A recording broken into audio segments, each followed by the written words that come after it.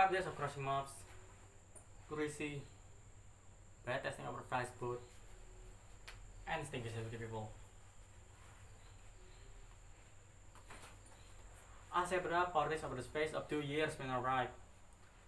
I discovered that the money, which is going to be the iceberg tip of what I spent was really going to cost me. It has been a test of endurance, willpower, time management, smart budgeting, and luck. But it's been worth it. There are movie stars, famous directors, production figures, and dozen other wonders. But most importantly, there are comic books. All filling the San Diego Convention Center with the pressure and intensity that threatened to pop up the roof of the place like a giant festering zit. Much like the one that covered the faces of all people here.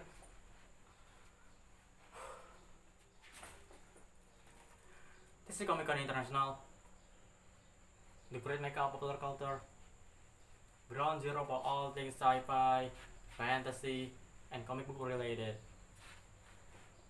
and a geek magnet the likes of which the world will probably never be able to replicate. I love comic books. The function of words and pictures on the printed page has the ability to bring to life the most intimate of personal stories or the most epic of visions that on a scale that Hollywood can only rival with sums of money that large enough to buy the third world countries. To create comics, you don't need 100% from special effect departments. You don't need a catering crew. You don't need to go on location to the parts of the world nobody in their right mind will care about. You just need the imagination and skill to get your vision onto the page. That's it. Mission accomplished. I spent far more money on comic books that I probably should. To a reality to which my mere presence at this convention is unquestionably the ultimate statement. The previously purchased rare comic book, now nestled in my manual sleeve and tucked away in my backpack, is a close second. I'm not ashamed of this. I'm not a geek. I have a life and a family. This is simply my hobby and I truly enjoy it. As much as I love comics, however, I avoid the company of many people who read them. Individuals who live vicariously through the exploits of fictional characters, adults with no social skills, who go to online message boards and make snide comments about Spider-Man's web shoulders from the safety of their palace basement, hiding their identities behind screen names like Mr. Tauntaun 47. People who have heard about Saw but never actually used it.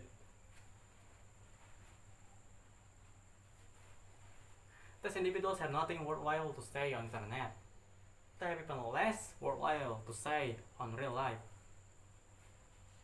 And at this very moment, two of them are standing in front of me, having a heated argument over who will win in a fight between Daredevil and Boba Fett. The guy arguing on paper of Daredevil is dressed as a character from some anime that I hope I'm never able to correctly identify.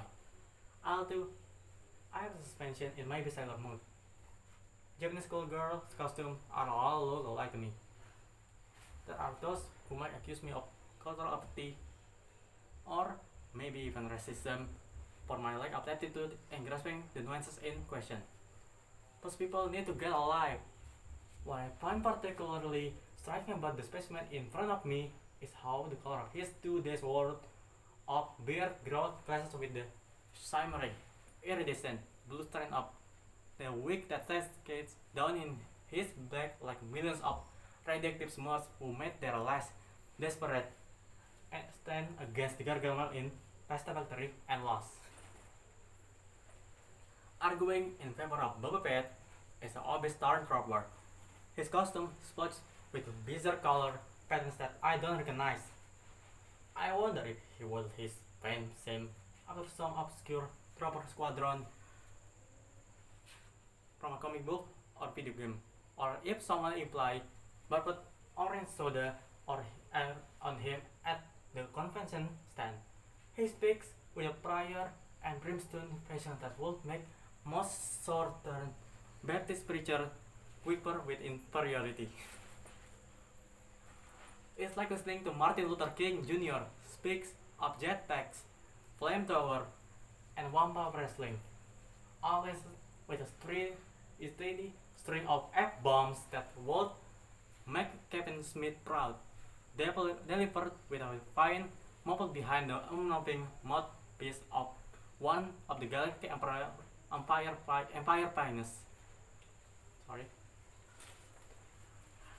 It seems that Boba Fett's ignominious demise at the hands of the blind Han Solo in Return of Jedi did not escape the notice of gentleman in short skirt and long blue wig.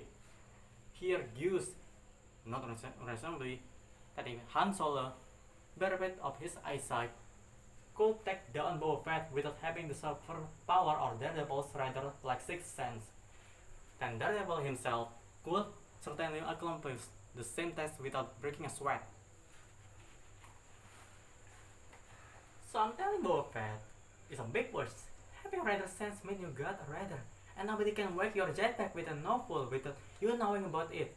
And if Boba Fett got himself whacked in a pole, and he's whacked, and that's all there is to it.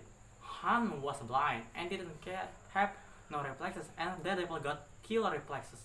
So if Han ain't got no reflexes, and they can see one of them, then Daredevil will be able to do the same. And if you can see, then maybe you need to grow a brain and some able that actually works. The obvious pomade trooper disagrees, citing with instantaneous recollection and rigid conviction that Boba Fett escaped from the Sarlacc pit in issue number 81 on the Marvel Comics Star Wars series that was published when he was a age that he was still proud he did not have a girlfriend. His exact words cannot be repeated in polite company, so I shall substitute the name of Anakin Skywalker's slave master from Star Wars Episode 1, Watto, in a place of non-family friendly words that he may be employed. Watto or Watto? Watto in Daredevil ain't got half the Wattoing style of Wattoing Boba Fett. Boba Wattoing Fett oozes Wattoing full from every Wattoing pore of his clone body. I don't know Wattoing body gets the body to drop on the Wattoing Fett. Wattoing Han Solo got one lucky chip shot and it didn't even count because the Fett he got the Watto out of that water. So Watto you? I watched in a mixture of amusement, alarm, and disgust as the conversation at first progresses.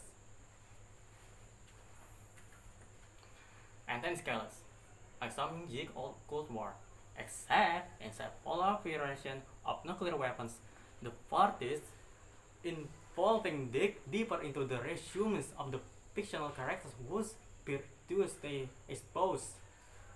At first, I'm convinced that this is a contest that the man in the dress will surely win. Daredevil having debuted a good 14 years before Fett, and therefore having had more time to accumulate a history. However, the knowledge of famous Stormtrooper is vast. It soon becomes apparent that there is no novel or comic book that has gone unread, no video games unplayed, no action figures uncollected, no type of pop-up book that has gone unplugged, and all committed into a database of memory so fast and efficient that it could be a package and sold. It'll make a truly discoverable Walmart doorbuster on morning after Thanksgiving. Your word were present enough. Thanks everyone.